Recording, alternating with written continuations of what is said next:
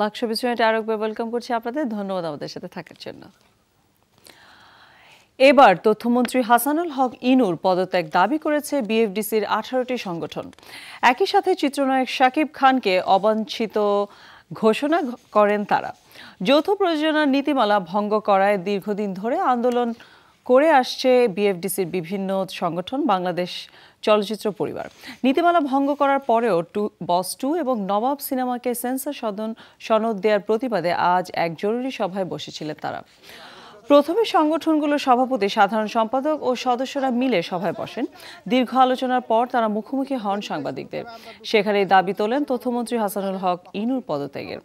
জরুরি এই সংবাদ সম্মেলনে উপস্থিত ছিলেন পরিচালক সমিতির মহাসচিব বদিউল আলম খোকন, সভাপতি মুশফিকুর রহমান গুলজার, শিল্পী সমিতির সভাপতি মিশা সওদাগর, সাধারণ সম্পাদক জায়েদ খান সহ বিভিন্ন সংগঠনের নেতারা। এছাড়াও উপস্থিত ছিলেন চিত্রনায়ক আলমগীর, ফারুক, চিত্রনায়িকা রোজিনা, পপি সহ আরও অনেকে।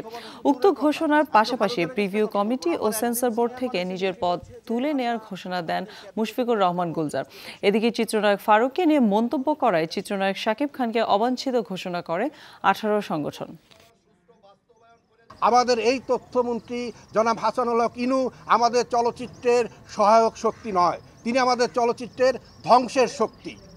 যাতে আমাদের চলচ্চিত্র ধ্বংস হয়ে যায়, এখানে অন্যদের বাজার তৈরি হয়, অন্যরা এখানে অবাধে তাদের ছবি প্রদর্শন করতে পারেন, সেই ব্যবস্থার পক্ষেও নেই।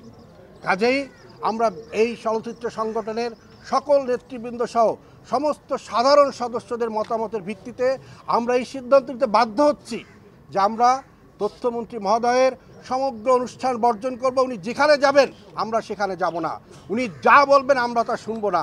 এবং সেই সাথে আমরা অবিলম্বে মাননীয় প্রধানমন্ত্রীর কাছে দাবি জানাচ্ছি, যেরকম একজন মন্ত্রীকে অবিলম্বে এই মন্ত্রণালয় থেকে সরিয়ে দেওয়া হোক, আমরা তার পদত্যাগ দাবি করি এবং তাকে বহিষ্কারের দাবি করি। আমি এই ভরা মজলিসে কন্ডেম করছি একজন আর্টিস্টকে, যে আমাদের সবচাইতে প্রিয় এবং বড় ভাই এবং শ্রদ্ধেয় আমাদের মুরব্বী, আমাদের সিনিয়র শিল্পী ফারুককে উদ্দেশ্য করে বাজে কথা বলেছে, তাকে আমি কন্ডেম করছি। কিছুদিন আগে এই সাকিবকে আমি এই 14টা না 15টা সংগঠনের কাছে এনে সরি বলিয়েছিলাম, এটা সাক্ষী আপনারাই আছেন। হ্যাঁ, তারপরে তার কাছ থেকে আশা করা যায় একটা সিনিয়র আর্টিস্ট সম্পর্কে দুঃখজনক, তার লজ্জা হওয়া উচিত। আমাদের আরেকটি সিদ্ধান্ত আজকের, শাকিব খান সহ আরও যারা আমাদের এই দেশীয় চলচ্চিত্রকে ধ্বংস করছে, আব্দুল আজিজ সহ আরও যারা আছে, প্রত্যেক সংগঠনের যেখানে যেখানে যাদের সদস্যপদ আছে সেই সদস্যপদ আমরা খারিজ করে দিব এবং তাদেরকে চিরতরে এফডিসিতে বা আমাদের এই চলচ্চিত্র অঙ্গনে অবাঞ্ছিত ঘোষণা করছি আমরা। দর্শক, আজকের মতো এখানে বিদায় নিচ্ছে। আবারও দেখা হবে আপনাদের সাথে যমুনা টিভির পর্দায়। শুভরাত্রি।